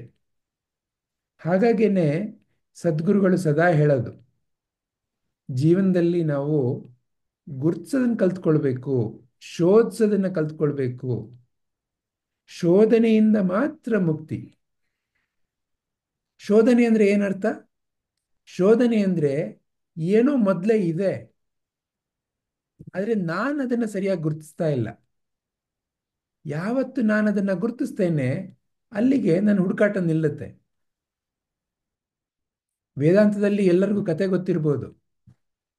ಒಬ್ಬಾಕೆ ತನ್ನ ಒಂದು ಅಮೂಲ್ಯವಾದ ಸರವನ್ನು ಕಳ್ಕೊಂಡು ಎಲ್ಲ ಕಡೆ ಅಳ್ತಾ ಓಡಾಡ್ತಾ ಇದ್ಲಂತೆ. ಅಯ್ಯೋ, ನನ್ನ ಸರ ಕಾಣೆಯಾಯಿತು, ನನ್ನ ಸರ ಕಾಣೆಯಾಯಿತು, ನನ್ನ ಅಜ್ಜ ಕೊಟ್ಟದ್ದು, ನನ್ಗೆ ಬಹಳ ಪ್ರಿಯವಾದದ್ದು ಅಂತ. ಎಲ್ಲರೂ ಎಲ್ಲ ಕಡೆ ಹುಡುಕ್ತಾ ಇದ್ದಾರಂತೆ, ಆಕೆ ಸಮೇತ ಮನೆಯೆಲ್ಲ ಹುಡುಕದ್ರಂತೆ. ಕೊನೆಯಲ್ಲಿ ಯಾರೋ ಒಬ್ರು ಕೇಳಿದ್ರಂತೆ, ನೀವು ಇವಾಗ ಹಾಕ್ಕೊಂಡಿದ್ದೀರಲ್ಲ ಸರ, ಅದ್ಯಾವುದು ಅಂತ. ಆಗ ಆಕೆ ನೋಡಿದ್ಲಂತೆ, ಅಯ್ಯೋ, ನಾನು ಇದನ್ನೇ ಹುಡುಕ್ತಾ ಇದ್ದಿದ್ದು, ಇದೇ ನನ್ನ ಅಜ್ಜ ಕೊಟ್ಟದ್ದು ಸರ ಅಂತ. ಆಗ ಆಕೆ ಮುಖದಲ್ಲಿ ಒಂದು ದೊಡ್ಡ ನಗು ಬಂತಂತೆ. ಇದು ನಿಮ್ಮ ನನ್ನ ಹುಡುಕಾಟದ ಕತೆ. ಯಾವ್ದು ನನ್ನಲ್ಲಿದೆ ನಾನು ಅದನ್ನ ಗುರುತಿಸೋದು ಕಲ್ತ್ಕೊಳ್ಬೇಕು. ಅದು ಪರಮ ರಹಸ್ಯ. ಈ ಪರಮ ರಹಸ್ಯ ನನ್ನಲ್ಲಿ ಸ್ಥಿರವಾಗಬೇಕು ಅಂತಂದ್ರೆ ನನಗೆ ಜೀವನದಲ್ಲಿ ಪ್ರತಿಯೊಂದು ಪರಿಸ್ಥಿತಿನೂ ಒಂದು ಸೇವೆಗೆ ಅವಕಾಶ. ಆ ಸೇವೆ ಮೂಲಕ ಈ ಭಗವಂತ ಎಲ್ಲೆಡೆ ಇದ್ದಾನೆ ಅನ್ನೋ ಒಂದು ಸ್ಥಿರತೆ ಮೂಡ್ಲಿಕ್ಕೆ ಸಾಧ್ಯ. ಕೇವಲ ಒಂದು ತರ್ಕದಿಂದ ಅಲ್ಲ. ಭಗವದ್ಗೀತೆಯಲ್ಲಿ ಹೇಳಿದ್ದಾರೆ, ಸರ್ವಂ ಕಲ್ವಿದಂ ಬ್ರಹ್ಮ, ಅದರಿಂದಲ್ಲ. ಅದು ತರ್ಕದಿಂದ ಬಂದ ಒಂದು ವಿಚಾರ ಆಗತ್ತೆ. ತರ್ಕದ ವಿಚಾರ ಅಲ್ಲ ಇದು. ಇದು ಸತ್ಯದ ವಿಚಾರ. ಇದು ಹೀಗೆ ಇರೋದು. ಆದರೆ ಇದು ಹೀಗೆ ಇರೋದು ಅನ್ನೋದನ್ನ ನಾನು ಯಾವಾಗ ಅರಿತೇನೆ, ಯಾವಾಗ ಅದು ನನ್ನ ಅನುಭವದಲ್ಲಿ ಆಳವಾಗಿ ನಿಲ್ಲುತ್ತೆ, ಅದನ್ನ ನಾನು ಸೇವೆ ಮೂಲಕ ಕಂಡಿಡ್ಕೊಳ್ಬೋದು. ಅದನ್ನ ಇಲ್ಲಿ ಶ್ರೀಕೃಷ್ಣ ಹೇಳ್ಕೊಡ್ತಾ ಇದ್ದಾರೆ. ನೋಡಪ್ಪ, ನಿನಗಿಷ್ಟೆಲ್ಲ ಜ್ಞಾನ ಕೊಟ್ಟಿದ್ದೇನೆ, ಇಷ್ಟೆಲ್ಲ ನಿನಗೆ ತಿಳುವಳಿಕೆಯನ್ನು ಕೊಟ್ಟಿದ್ದೇನೆ, ಈ ಒಂದು ಅದ್ಭುತವಾಗಿರೋ ಸತ್ಯದ ಬಗ್ಗೆ ಅರಿವನ್ನು ಕೊಟ್ಟಿದ್ದೇನೆ. ಈ ಅರಿವು ನಿನ್ನಲ್ಲಿ ಸ್ಥಿರವಾಗಬೇಕು ಅಂತಂದ್ರೆ ನೀನು ಏನು ಹೆಜ್ಜೆ ತಗೊಳ್ಬೇಕು? ಯಾವುದನ್ನ ನೀವು ನಾನು ಹಂಚಲಿಕ್ಕೆ ಶುರು ಮಾಡ್ತೇವೆ ಅದು ನಿಮ್ಮಲ್ಲಿ ನನ್ನಲ್ಲಿ ಆಳವಾಗಿ ಬೆಳೆಯುತ್ತೆ. ಹೌದ್ ತಾನೆ? ನೋಡಿ, ಗಮನ ಕೊಡಿ. ನೀವು ನಾನು ಕೋಪವನ್ನು ಹಂಚುತ್ತಾ ಹೋದ್ರೆ ನಿಮ್ಮಲ್ಲಿ ನನ್ನಲ್ಲಿ ಕೋಪನೇ ಜಾಸ್ತಿ ಆಗತ್ತೆ. ನೀವು ನಾನು ಯಾವುದನ್ನ ಹಂಚಲಿಕ್ಕೆ ಅಂತ ಒಂದು ಹೆಜ್ಜೆ ತಗೊಳ್ತೇವೆ ಅದು ನಮ್ಮಲ್ಲಿ ಇಮ್ಮಡಿ ಆಗ್ತಾ ಹೋಗುತ್ತೆ.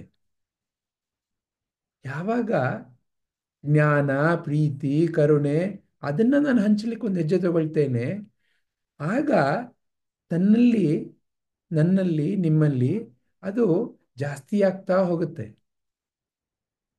ಆಗ ಭಗವಂತನ ದರ್ಶನ ಬಹಳ ಸುಲಭ. ಹಾಗಾಗಿ ಇಲ್ಲಿ ಶ್ರೀಕೃಷ್ಣ ಹೇಳ್ತಾ ಇದ್ದಾರೆ, ಸಂಶಯ ಬೇಡ ಅಪ್ಪ, ಯಾವುದೇ ತರ ಸಂಶಯ ಬೇಡ, ನೀನು ಒಂದು ಹೆಜ್ಜೆ ತಗೋ ಸಾಕು. ಜೀವನದಲ್ಲಿ ಬೇಕಾಗಿರೋದು ಒಂದು ಹೆಜ್ಜೆ ತಗೊಳ್ಬೇಕಾಗಿರೋದಷ್ಟೇನೆ, ಕೇವಲ ಒಂದು ಹೆಜ್ಜೆ. ಆಗ ತಾನೇ ತಾನಾಗಿ ಆ ಕೃಷ್ಣನ ಚೈತನ್ಯ ನಿಮ್ಮಲ್ಲಿ ಹರಿಲಿಕ್ಕೆ ಶುರುವಾಗತ್ತೆ. ಯಾರು ಯಾವುದನ್ನು ಗಳಿಸ್ಕೊಂಡು ಬಂದಿರಲ್ಲ, ಎಲ್ಲವನ್ನ ಜೀವನದಲ್ಲಿ ಬೆಳೆಸ್ಬೇಕಾಗತ್ತೆ ನಾವು. ಯಾರೂ ನಾನು ಭಗವದ್ಗೀತೆಯಲ್ಲಿ ಎಕ್ಸ್ಪರ್ಟ್ ಅಂತ ಬಂದಿರಲ್ಲ.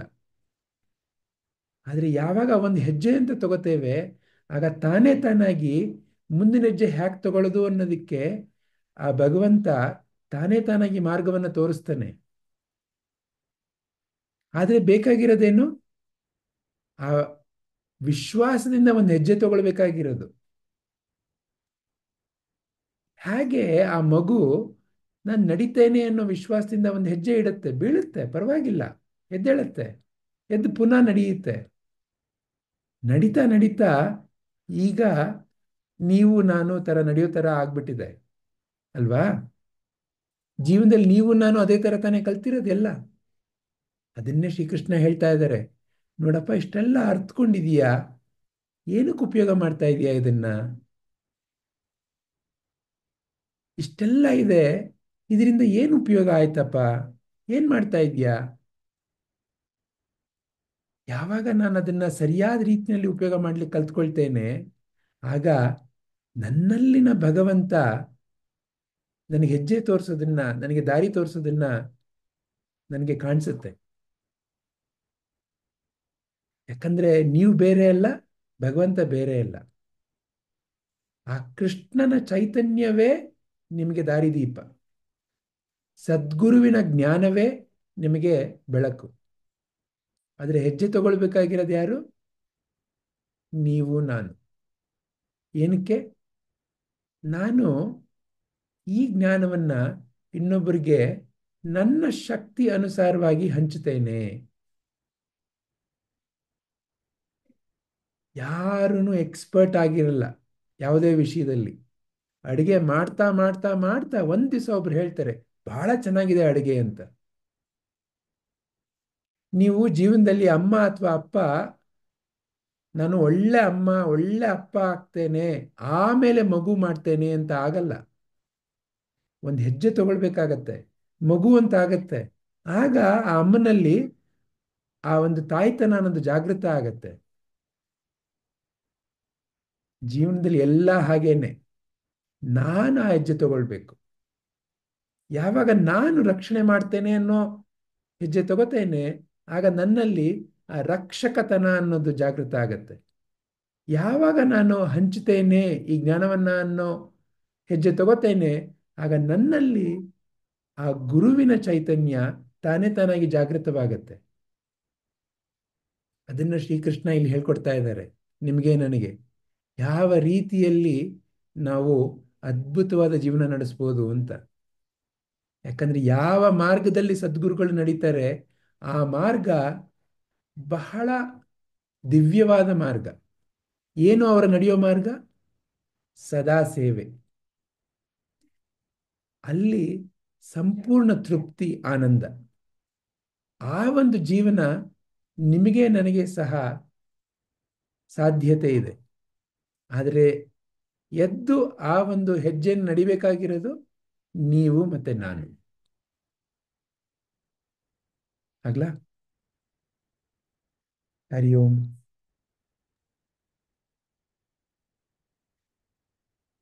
ಧನ್ಯವಾದಗಳು ಸರ್.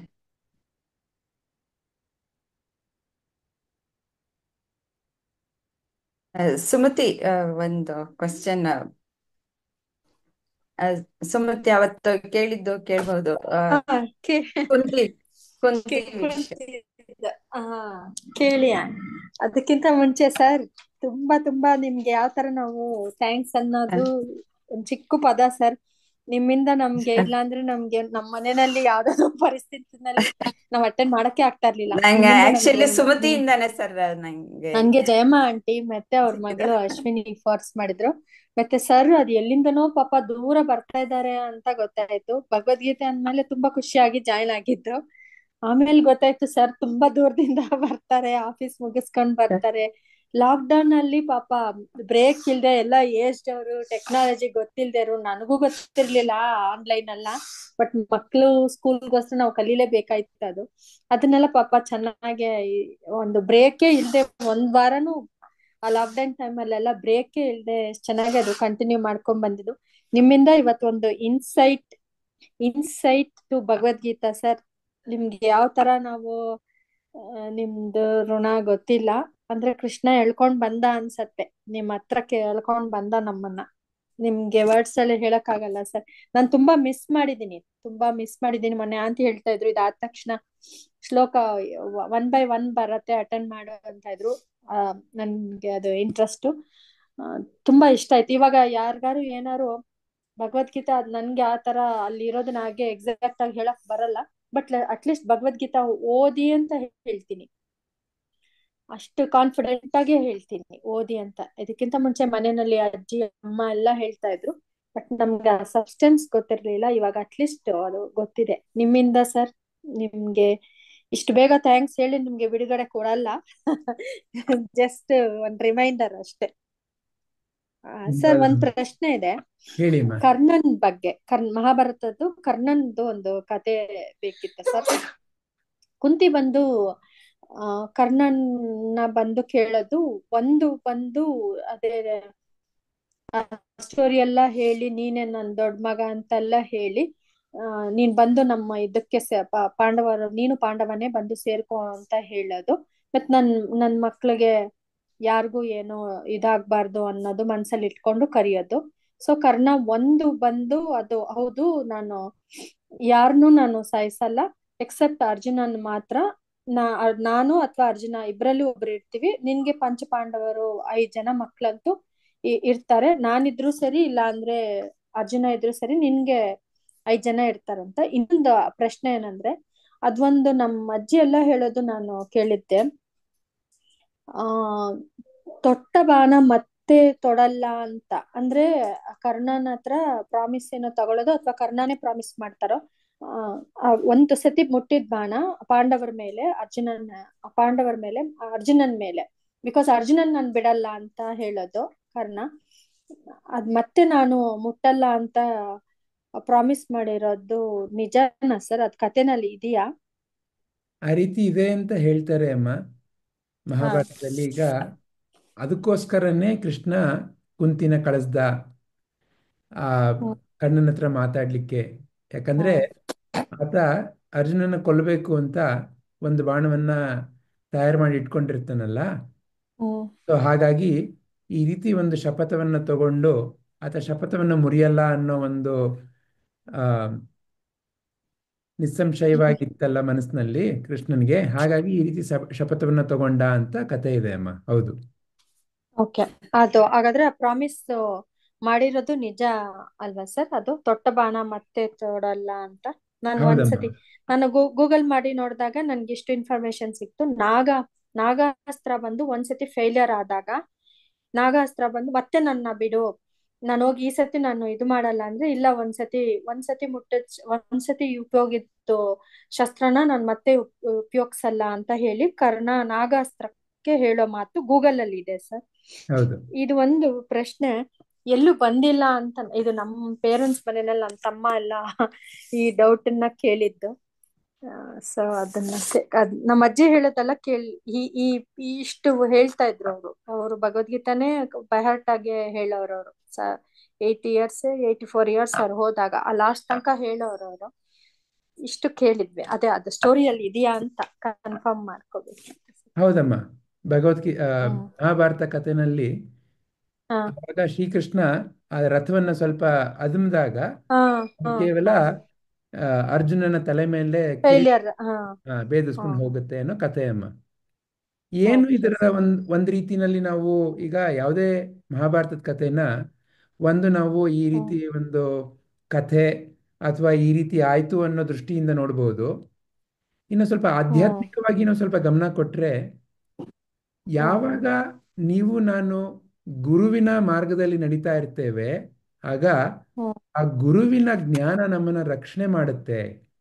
ಅಲ್ಲಿ ಶ್ರೀಕೃಷ್ಣ ಗುರುವಾಗಿ ಆ ಅರ್ಜುನನಿಗೆ ರಕ್ಷಾ ಕವಚವಾಗಿದ್ದ.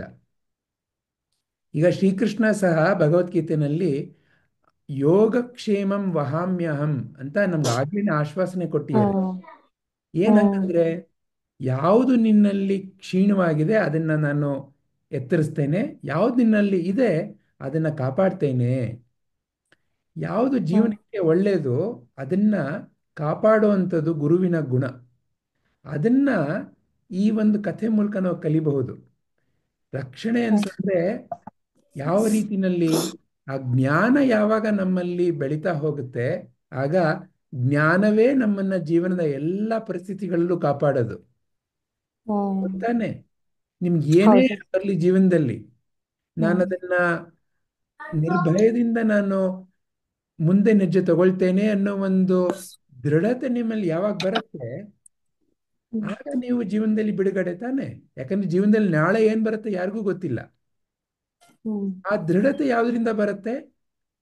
ಸರಿಯಾದ ಜ್ಞಾನದಿಂದ.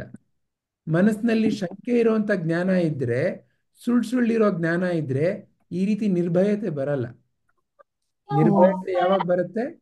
ಜ್ಞಾನ ಸರಿಯಾಗಿದ್ದಾಗ ಮಾತ್ರ, ಜ್ಞಾನ ಸತ್ಯವಾದ ಜ್ಞಾನವಾಗಿದ್ದಾಗ ಮಾತ್ರ ನಿರ್ಭಯತೆ ಬರುತ್ತೆ.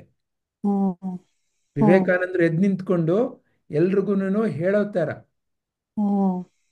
ಎಲ್ಲಿಂದ ಬಂತು ನಿರ್ಭಯತೆ? ಏನೋ ಕಲ್ತಿದ್ಬಿಟ್ಟೆ, ಇಷ್ಟು ಪುಸ್ತಕ ಓದ್ಬಿಟ್ಟೆಯಿಂದ ಬರ್ಲಿಲ್ಲ. ಜ್ಞಾನ ಅವರಲ್ಲಿ ಸ್ಥಾಪನೆ ಆಗಿದ್ರಿಂದ. ಯಾವ ಜ್ಞಾನ? ಸತ್ಯವಾದ ಜ್ಞಾನ.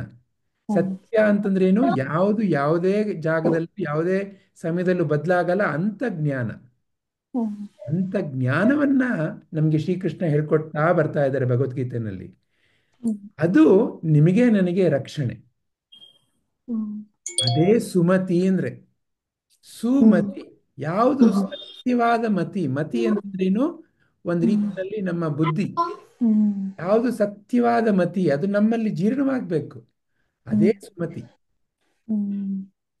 ಅದೇ ನಮ್ಮನ್ನ ದಾರಿದೀಪವಾಗಿ ಕಾಪಾಡುವಂಥದ್ದು.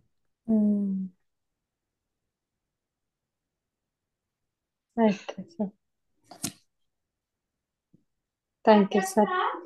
ಆಗ್ಲಿ ಅಮ್ಮ. ಪದ್ಮಮ್ಮ, ಆಗ ನಿಲ್ಸೋಣ. ಧನ್ಯವಾದಗಳು. ನೀವು ಅದು ಪಿಕ್ಚರ್ ಹಾಕಿರೋದು ಒಂದ್ ಹೆಜ್ಜೆ ಅಂತ ಅನ್ಬಿಟ್ಟು ಒಂದು ಸ್ಟಾರ್ಟ್ ಮಾಡ್ಬೇಕು ಅಂತ, ಅದು ತುಂಬಾ ಚೆನ್ನಾಗಿದೆ. Thank you so much. ಎಲ್ಲಾರು ಹೇಳ್ದಂಗೆ ಥ್ಯಾಂಕ್ ಯು ಅನ್ನೋದು ಒಂದು ಸಣ್ಣ ಪದ ಇರ್ಬೋದು, ಆದರೆ ಹೃದಯಪೂರ್ವಕವಾಗಿ ನಾವು ಅಭಿನಂದನೆ ಸರ್. ಆಂಟಿ ಸರ್ಗೆ ಥ್ಯಾಂಕ್ಸ್ ಹೇಳ್ಬಿಟ್ಟು ಬಿಡುಗಡೆ ಕೊಡಂಗಿಲ್ಲ.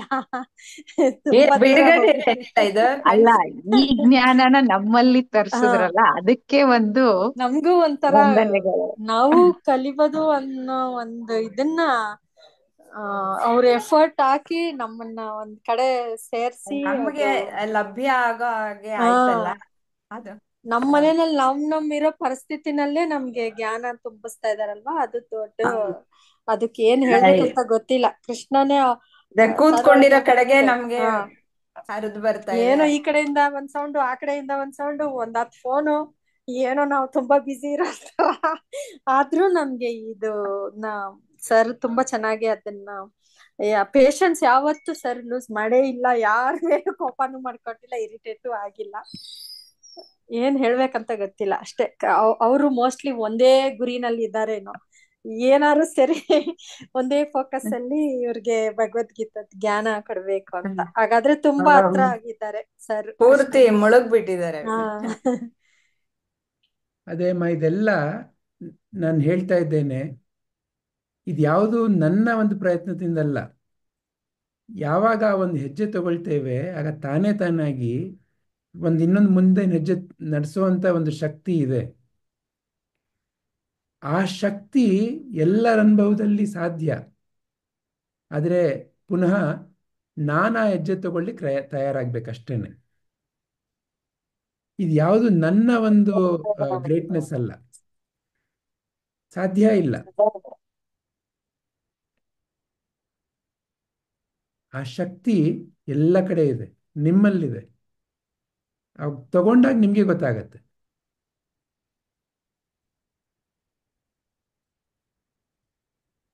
ಆಗ್ಲಿ ಅಮ್ಮ. ಧನ್ಯವಾದಗಳು ಸರ್. ಅಷ್ಟನ್ನೇ ಹೇಳಕ್ಕಾಗೋದು.